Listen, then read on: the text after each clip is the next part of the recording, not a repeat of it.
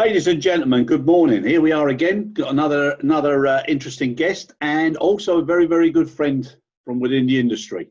And today's guest is Ambak. Henrik. Oh, sorry, Henrik. Called you Henry there. Henrik Ambak, senior. Yeah, better than some names, eh? Senior Vice President, Cargo Operations Worldwide with Emirates. And for those of you who can see his backdrop, there's a few subtle hints there and a clue as to who he's so proudly representing. So, Henrik, thanks so much, my friend, for coming on board. Really appreciate it. Thanks for your invite. It's a pleasure to be here. Nah, it's always good, always good. Now, Henrik, just very quickly, if you can just let people who are listening just know, what are the responsibilities and accountabilities in your everyday world with Emirates Sky Cargo? Okay, I'm operations responsible for Sky Cargo. That means that I'm running our self-handling operation in Dubai. I'm responsible for the procurement and standards of cargo handling on a global basis, trucking. I'm responsible for standards and operating procedures and safety, as long as it has to do with cargo. I have an operational engineering function. And on top of that, I'm also responsible for coordination of the IT systems that are used by Sky Cargo. So a interestingly broad portfolio. Very good, very good. Now, that gives everybody a good little background. Now, also for people who don't know, we were both around for the original COAG, which was an advisory group for IATA some time ago, and then moving on to ICHC. And you've also been on various other panels and advisory committees. Are you still with Cargo IQ? I'm currently the chairman of Cargo IQ, that's correct. There you go. So that was a nice little shoe-in, wasn't it, to let you say, I'm the chairman of, yeah? Okay, very good, very good. Right, but seriously, Henrik, every time I've ever been on a panel with you, or meetings or whatever, I've always enjoyed the interaction and the discussion, and you're always very sensible, I would say, with regards to the way you evaluate and think. So I would imagine Emirates Sky Cargo has had the benefit of those natural abilities and skills during this very difficult period. So I'm sure you've had a lot of challenges. What would you say have been the main ones now over the last few months? I mean, I think the last 2 months has been, you can say, the hardest work month I think I can remember in my career, which is a positive, but that's a positive thing, because while we have had this COVID experience that we are still living, which of course is a terrible experience for us as a human race, if you look at it in strict work terms, comes with a lot of opportunities and a lot of possibilities of doing things differently, because the normal thinking, we have always done it like that, was very quickly washed off the table and replaced by, okay guys, what do we do now? Yeah. So we have moved far. I mean, it's publicly known that the vast majority of the Emirates passenger operation is grounded.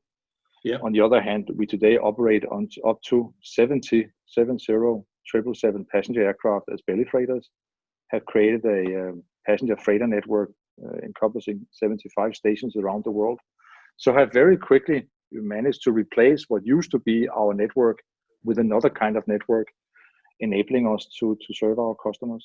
And that has obviously not happened by itself, but has been a tremendous team effort across both operational and commercial functions of Emirates Sky Cargo. It's incredible, isn't it?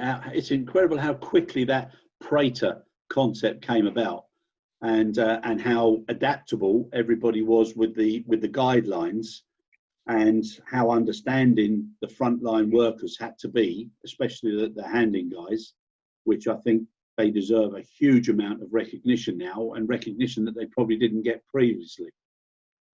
Absolutely. I mean, if you 3 months ago had come in and told somebody, I would like to come to the airport with some passenger aircraft and we're going to do some loading on the seats with some pallet nets that we tie down to the seats, you would probably have got a referral to a mental institution somewhere, where today it is the going of the business. And here the handling industry have been, as it normally is, under-recognized but over-delivering, very quickly picked up these things and facilitated that we as airlines can up what we can produce, given that the volume of the aircraft can be maximized. Yeah, no, it's fantastic. One of the things that we've spoken to quite a few people about, Henrik, is how, you know, whether it's the WHO or whether it's local government, people have given out certain directives and guidelines as to what everybody should do. And then for certain frontline workers, there are certain exceptions which have to be risk assessed to make sure that those exceptions are still workable. And obviously the frontline guys here loading the passenger aircraft, they have to handball it, you know, one to the other, and then there's inside the cabin, it's quite close. But as long as they're wearing the PPE and other issues, that's what's deemed as acceptable. Now, some members of the public would see that as one rule for one and one rule for the other, but it's not. It's to keep the actual world going and the supply chain moving. And I think that's one of the things that's affected so many regions, countries, organisations, is how the general public perceive what is a guideline and what they perceive as something that's better for somebody else. Mm-hmm. Yeah, I agree. Which is a shame, because that understanding is something that will take us all moving forward in the new normal.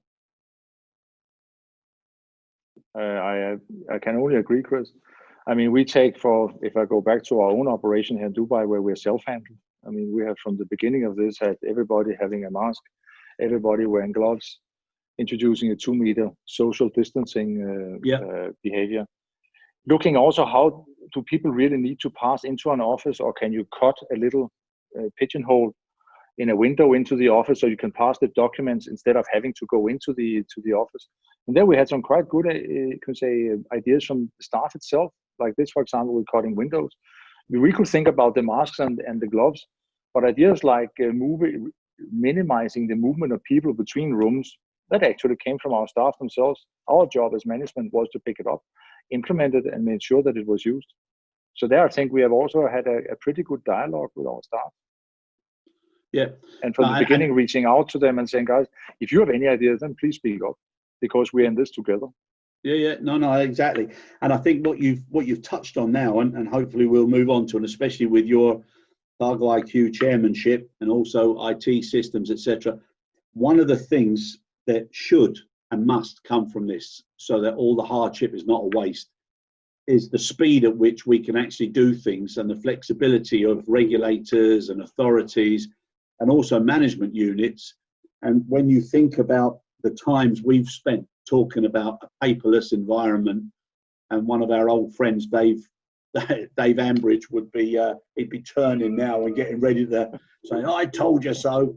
But this could be the time now that, you know, digitization and advancements get pushed through without the usual, you know, withdrawal symptoms and restrictions and blockers. What do you think on that?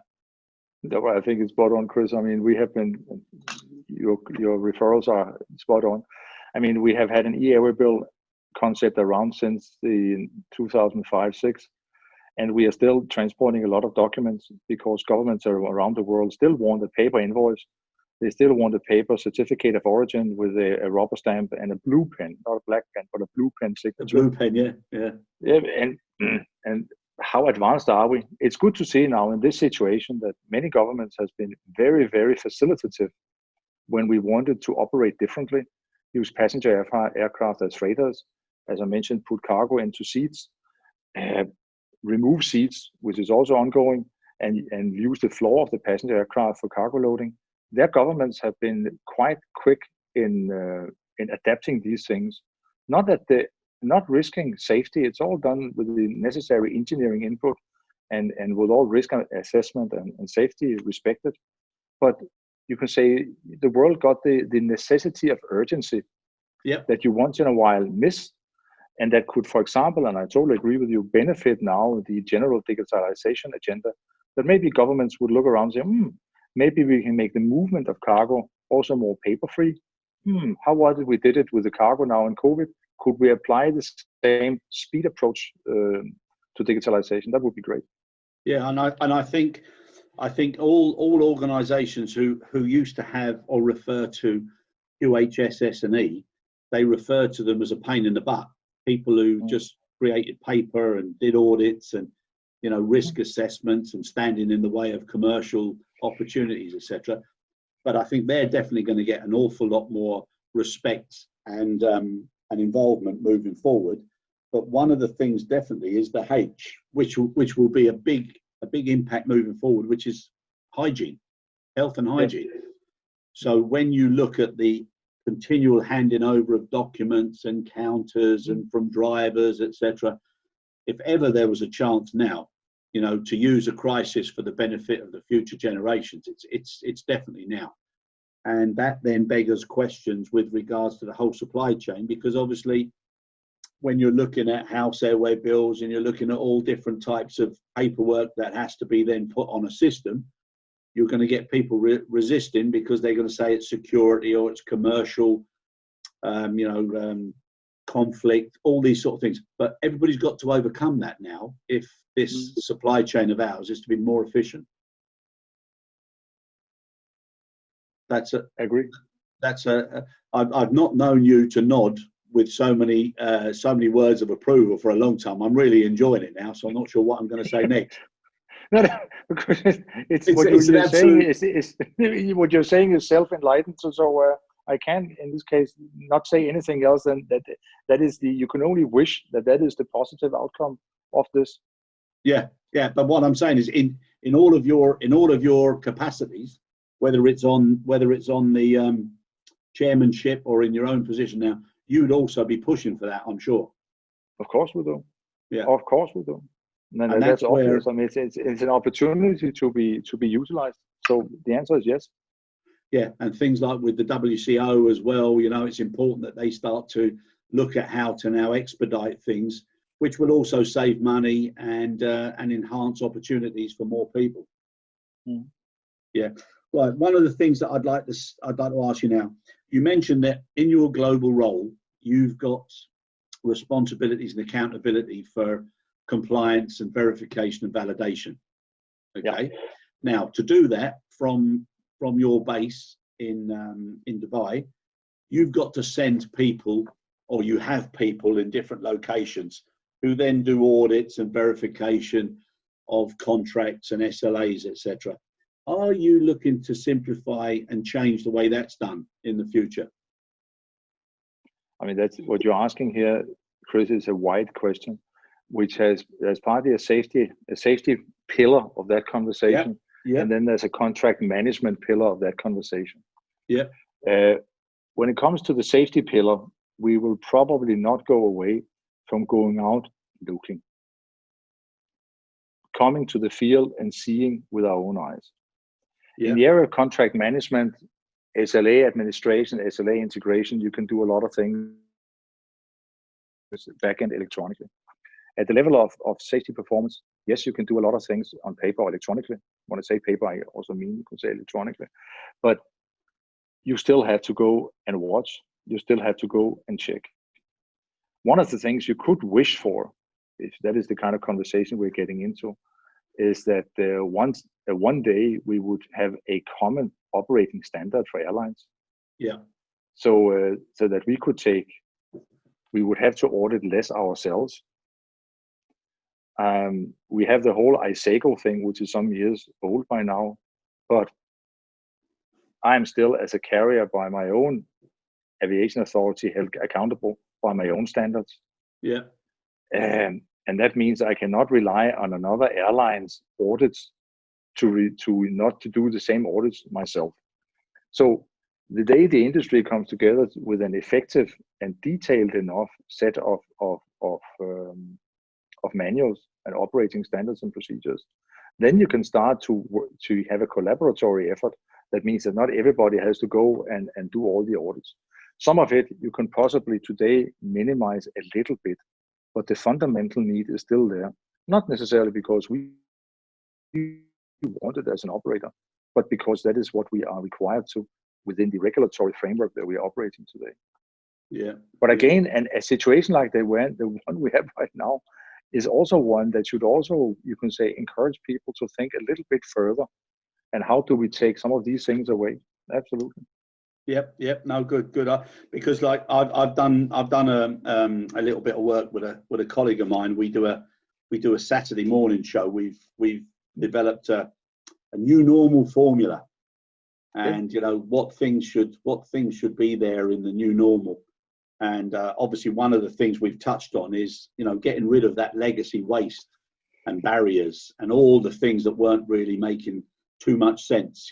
Quickly get rid of everything, and then start focusing on the really critical points. So maybe I'll share that with you one day, Henrik. I'd look forward to that. Definitely. Sounds good. Definitely. Now, looking at the World Health Organization, the communication, cooperation and collaboration, the 3 C's principle. Now, as far as communication is concerned, one of the things that I was really impressed with when I seen it from Emirates is the way they announced the sharing of the pain of the issues with regards to from the top all the way down to the workers with regards to taking a cut in the remuneration packages. I thought that was really impressive from your side, where it showed that the people at the top either take a full pay cut for a period of time, 75%, 50%, etc., but the guys at the very bottom were not affected. Yeah, I was personally very happy that was the company's decision. That yes, that I have to work 150% for 50% of my salary for a while is not really a problem, is it? But it's a very our, you can say, lowest grade employees were left with the salaries they have. I thought was a great message from the company of social balance. Yeah, I was so impressed with that. I thought it was really well put, and anybody that would be sitting there would be thinking, something, this is a good company that's looking after us as well as it can. And I think lessons like that are also important as we move forward, because one of the things that should be a legacy of this is that people care more, and not just caring about their organisations, but caring about each other, and hence the comments with regards to wearing masks isn't actually to protect yourself; it's in consideration of others. I mean, I've been with Emirates 5.5 years now, and I can just say that I understand now that part of the reason the company became what it became has to do with an understanding of the importance of people. That yes, you can buy fantastic aircraft, yes, you can build fantastic cargo terminals and airport concourses and so forth. But at the end of the day, the whole thing is done by human beings. And it is their motivation when they get out of bed in the morning, or in the afternoon, or the night, whenever their duty starts. That is what makes the whole difference. And for those managements who have not yet understood that their biggest asset is their staff, well, please keep learning quickly. Yeah, no, 100%, Henrik, 100%. Now, with regards to talking about people and people being the most valuable and most important asset, so many of your peers, so many companies have announced, huge redundancies, because for anybody who thinks that this will go back to the way it was in all our yesterdays is definitely wrong. There is going to be a new normal. Things have already changed, and things are going to change even more as we come out of this and we learn and we do things differently. So the business is going to take quite a time to pick back up again. And obviously that's down to a balance on the passenger side between consumer confidence and consumer fears. And one of the things that really frustrates me still at the moment is how many different sets of experts there are who decide that they need to do things so differently and in such a creative way, and without possibly fully thinking it through. Not that I'm an expert in any way, but people were talking about having to honour the 2-metre rule in all airport terminals, on aircraft, etc. Well, it just wouldn't be feasible. It wouldn't be feasible to operate in an airport and to fly. So what's your feelings on that? And I mean, there's no doubt, I agree with you that we are facing a new normal. I also fully share the view that coming back to normal will be a relatively long journey. A lot, of course, have to do with whether a vaccine or a cure is being found and how quickly it's being found and how quickly that can be distributed. If you look back in history, the human being has a incredibly good ability to overcome situations like this. We had the Spanish flu in 1970. 17, killed anywhere between 20 and 50 million people, depending on what media you read. And very few years later, you had the roaring 20s moving ahead, Charleston being invented and so forth. So the end of the Second World War in 45, and a few years later, the world was blossoming. So yes, the human being has the great characteristic of overcoming hardship, even severe hardship, relatively well, and being willing to put it behind it. While you are in the midst of it, and that's where we are right now, it's difficult to see how it's going to normalize, because right now we can only see the challenges we have around us. And that is another, you can say, fundamental problems with us humans is we always project linearly. We have a difficult to see a curved development, because only see what we have now, and then we extrapolate in straight lines, where in reality, often the world develops differently than what we predict. Why am I saying that? I'm saying that because a lot of people right now talk about, would this be a hockey stick, a V-shape, a U-shape? U-shape. Whatever kind of recovery it's going to be. Will people stop traveling? Yeah, probably for a month or two. Will people eventually start traveling again? Man, I hope so. If nothing else, then it's because it's good for humans around the world to come together and to meet each other. Yes, a lot of office work will change now that we all learn to Zoom and to Team and other things that is now our everyday. But would we also still like to be with other people? I would guess so. So will traveling come back? Yes. The speed at which it will come back is discussable.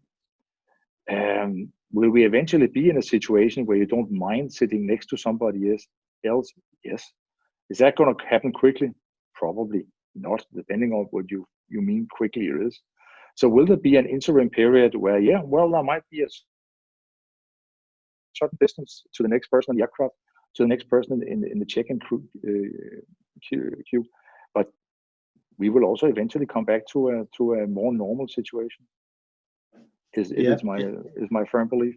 Yeah, and like you said, it's just a matter of time, and it's about people deciding what their own risk is. We will be sitting, Chris, a couple of years from now, and then we're going to say, Chris, you remember what was it? COVID? That was 1920. That was the big COVID year, right? And that's probably the way they were sitting in 1923, thinking back about the Spanish flu. Not that they thought about it with any positive. Don't misunderstand me. But the human being has this phenomenal capability of overcoming and advancing. Yeah. And that will come to our rescue here as well. Of course it will. Yeah, no, I agree with you, Henrik. The one thing that I do genuinely hope this time, though, is that people have long memories, and they realise what people in the care sector did, the doctors, the nurses, cleaners in hospitals, people on public transport, people in supermarkets, everybody who did their turn every day, coming to work to look after themselves and their families, but also to keep everybody else going. I really hope that people don't forget that and have short memories when this comes back. And certain social programs in certain underprivileged or third world countries, that also has to be addressed as well, because it's not good enough. It's not good enough just to sit at home with e-commerce and start, I'll buy this, I'll buy that, and not be thinking how it's being able to be produced for those sort of prices and at what impact on people. And I think, the world deserves now a human race that thinks about everybody and not just what affects them. Correct. Yeah. I couldn't agree more. It is, you can say, how do you want to go about this? What kind of responsibilities do people think? You could say in many ways that COVID-19 was the disaster we had forgotten, we knew would happen. Because it's not the first time. I mean, if you go back in the human history, it's happened with intervals over the last several thousand years. So is it new? Not at all. Was it meant to happen eventually? Absolutely. That it should happen in 2020? Well, the year is always difficult to determine. Will it consequently probably happen again sometime in the future? Yes. Have we hopefully learned something from this time to prepare ourselves even better next time? One would hope so, wouldn't one? One would, and it already had its own tag, hindsight 2020, and you know, people didn't take enough notice.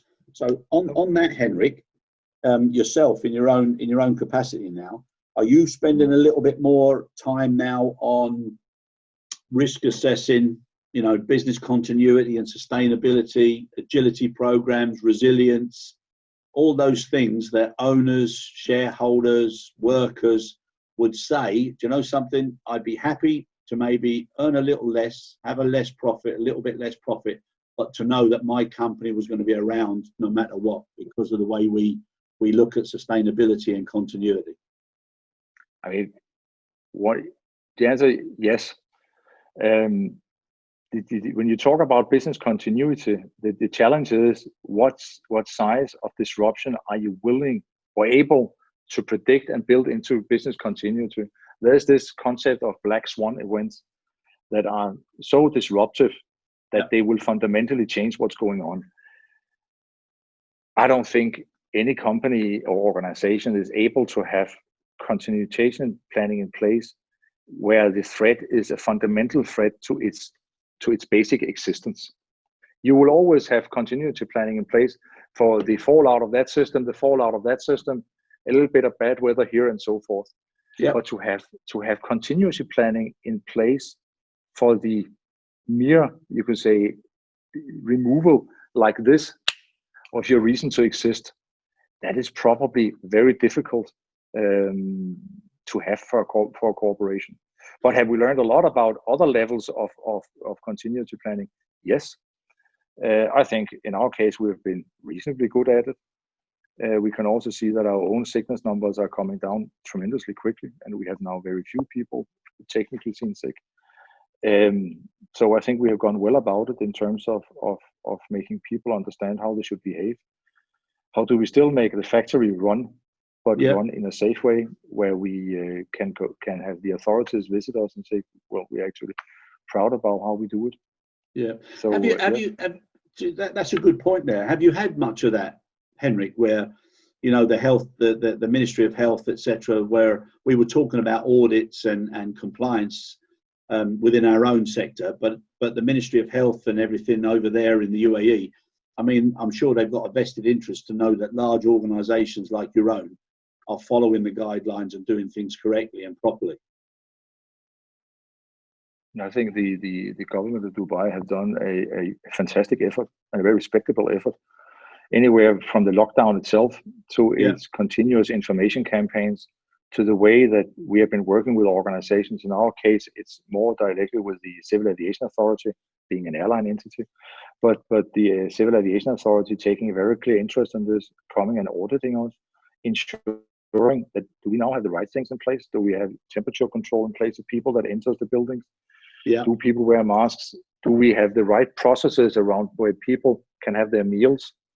What distances do you have in pantry areas? What kind of cleaning? How often is the whole facility being disinfected? So I can, you can say with open blue eyes and a proud heart, say I think we have nothing to be unproud about, and I think the government of Dubai had done a tremendous effort. Yeah, in the interest, of course, of ensuring that Emirates can continue to operate.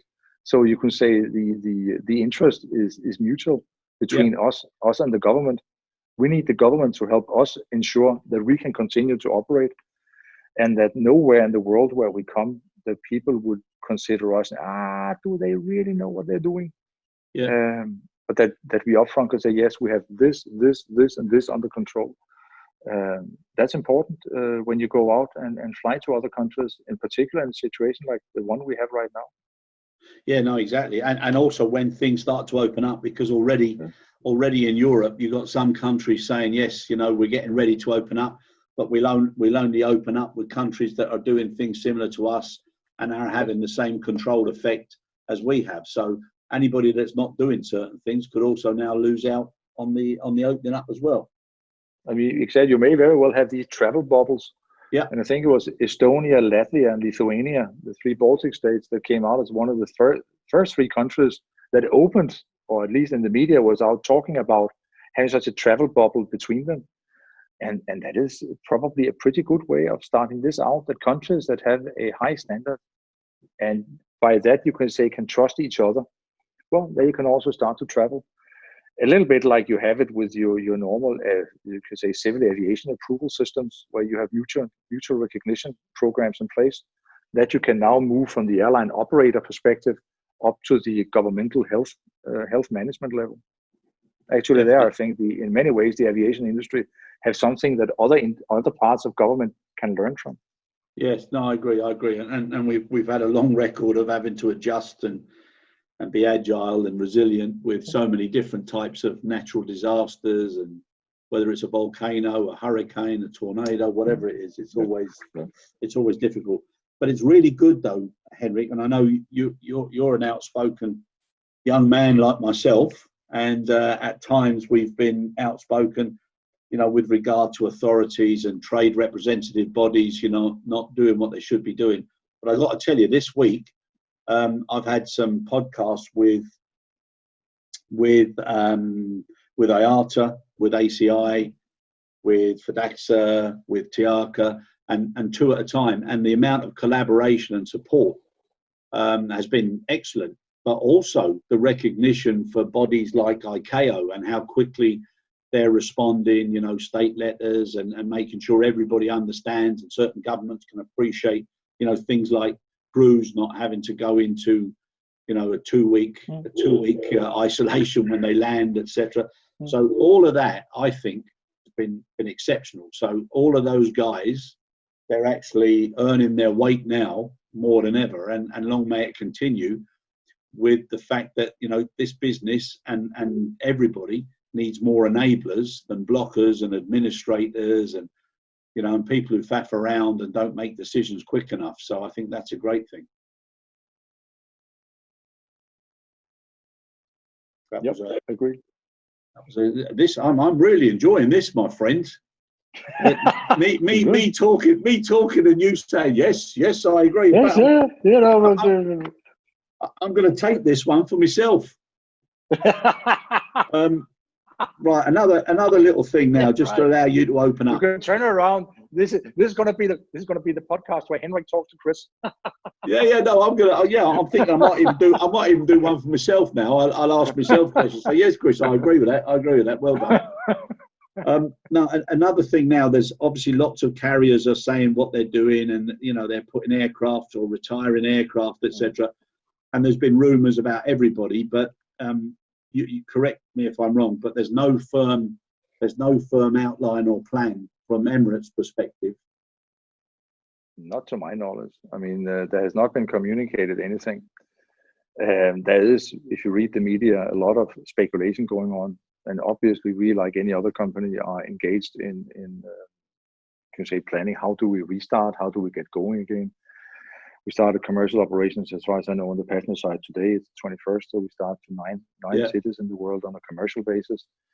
We hope that as soon as possible, we can come back and fly as much as possible. That is also where you can say restructuring planning is difficult, because what kind of recovery are we talking about, and how quickly will the market come back? To do a big restructuring just to find out 3-4 months later that, oops, we're actually in a steep V-shaped recovery, then you have not helped yourself.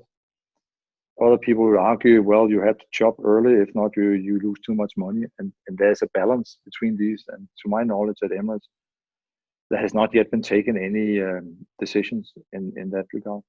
Yeah, no, exactly, and who knows how it's going to respond. So those 9 cities that you're now operating to and from, obviously you've had to do some quick discussions and renegotiations with the handling companies to make sure that they're able to handle in those areas as quick as possible, because they would have also either laid off or furloughed some of their staff.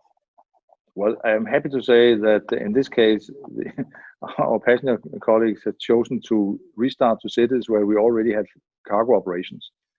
I mean, we have today a passenger freighter network of 75 cities across the world. And that means we have retained, you can say, operations with the vast majority of the handling companies that we used to work with. We have also of course, felt, you can say, the impact of a handling industry that has been under a tremendous pressure. And I mean, the handling industry, where a very large part of the P&L is salaries. I would guess that the average handling company has a salary element of 60-70% of their P&L. For an airline, it's much lower.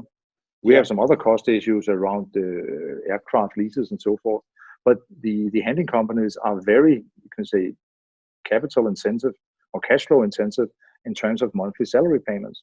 And lack of revenue, i.e. airlines paying handling costs, is of course an immediate concern. So we have of course also been faced with the fact that in places where we wanted to do things, we could not, because the handling companies were, we are not really open, or we are only a little bit open, or we don't have the full spread of people. You are welcome with your bellies, but we cannot do offloading from the seats like we have it in some cities. So where we have things we commercially would like to do, I think the handling companies would like to do it if they could. Yeah. And there is where our colleagues on the handling side, they have had a period which is not any more rosy, if potentially even worse than the one we have had on the airline side. So that has definitely not been easy. And don't you think in the triangle of success now that, you know, airports, carriers, they need to embrace and engage more with the handling companies? I mean, that has always been my view. And I think you will know that from previous conversations. I have always been in favor of long-term relationships, close discussions, and so forth. I don't believe in transactional business. You meet more than once in life and all these things. So the answer is a resounding yes. And this is one of those opportunities where you learn it potentially the hard way. I also think that we have felt it positively from some of our handling partners that have recognized that we have not been opportunistic in the current situation and done stupid things, but have stuck to our partnerships and from the standpoint that you need each other and you meet twice, and the ones you know you can rely on, well, they will also be more willing to help you. It sounds very primitive, but it is not more sophisticated than that. My primitive understanding. I mean, no, I 100% agree with you now. So I'm returning the compliment there, Henrik. No, but I 100% agree with that, because I also think now if I was responsible for a handling agent again, I'd be looking at what I'd call gold ribbon carriers, and I'd have segments of carriers against my own risk assessment, parties that I would, you know, want to be associated with because of the continuity, because of the longer term relationship, because of the focus on simplifying things and trying to make things as easy as possible for all parties. So I think that's something that people are going to have to look a lot more seriously about in the future as well. Now, just coming obviously to another issue that's close to both of our hearts, I know, and you touched on the safety pillar earlier.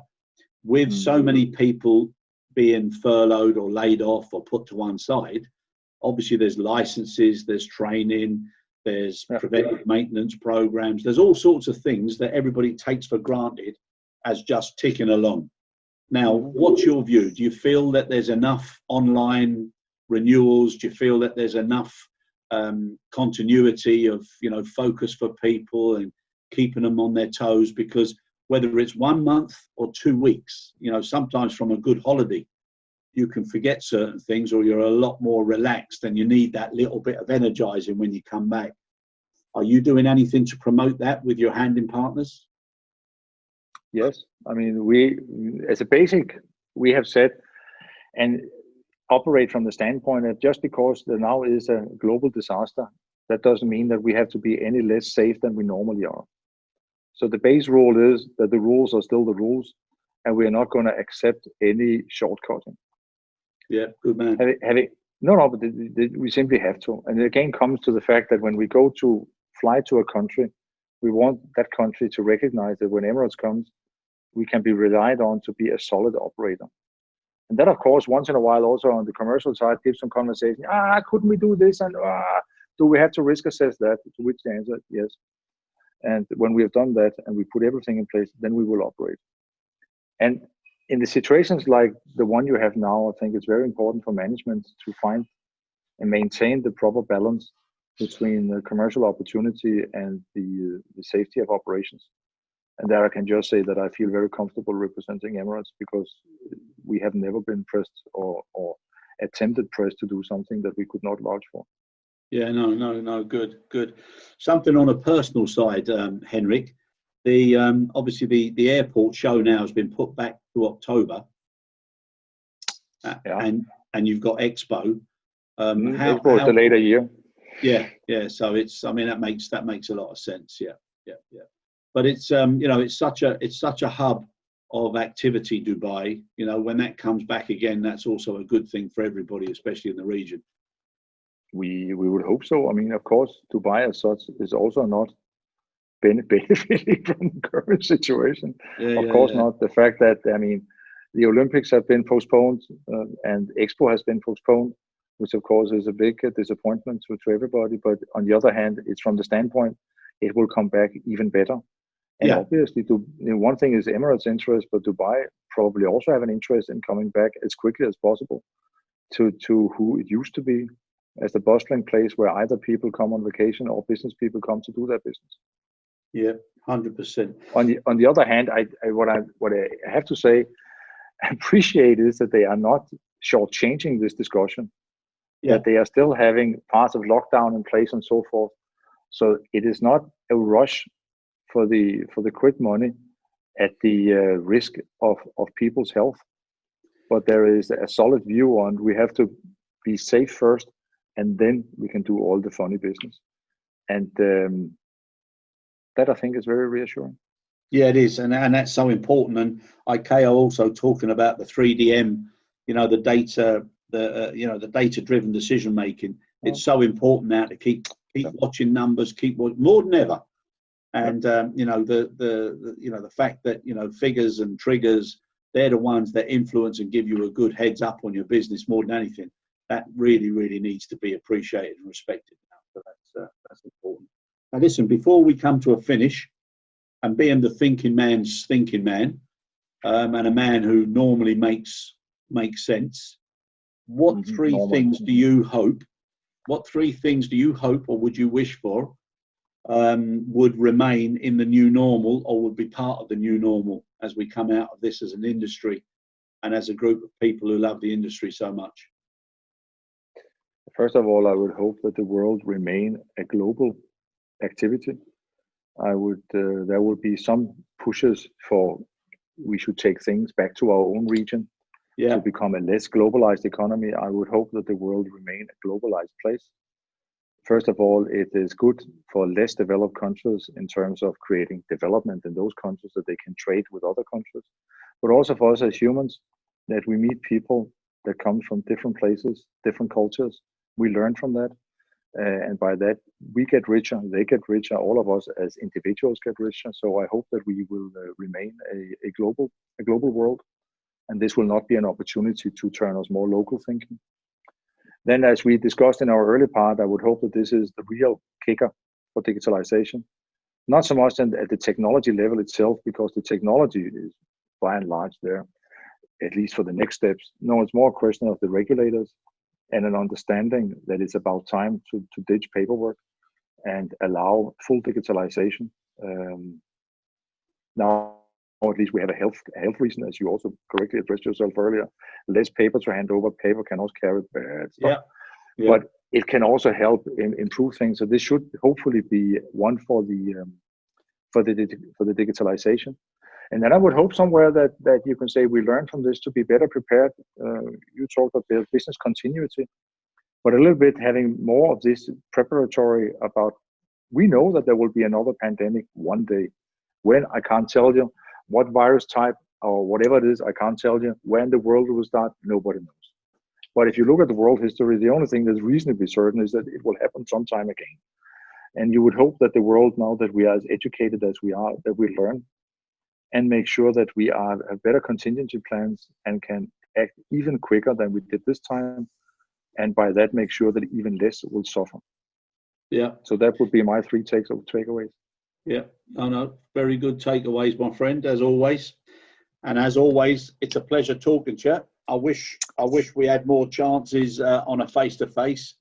Absolutely. But one day that'll come soon, and I look forward to it. So, Henrik, thank you so much. Keep safe, Thank you. my Good friends. And to talk to you, Chris. Yeah, and good luck to you and to Emirates Sky Cargo and all the boys at Donata as well. So take care. Thank you, Chris. Good to talk to you. Bye-bye. Thank you very much. Thanks.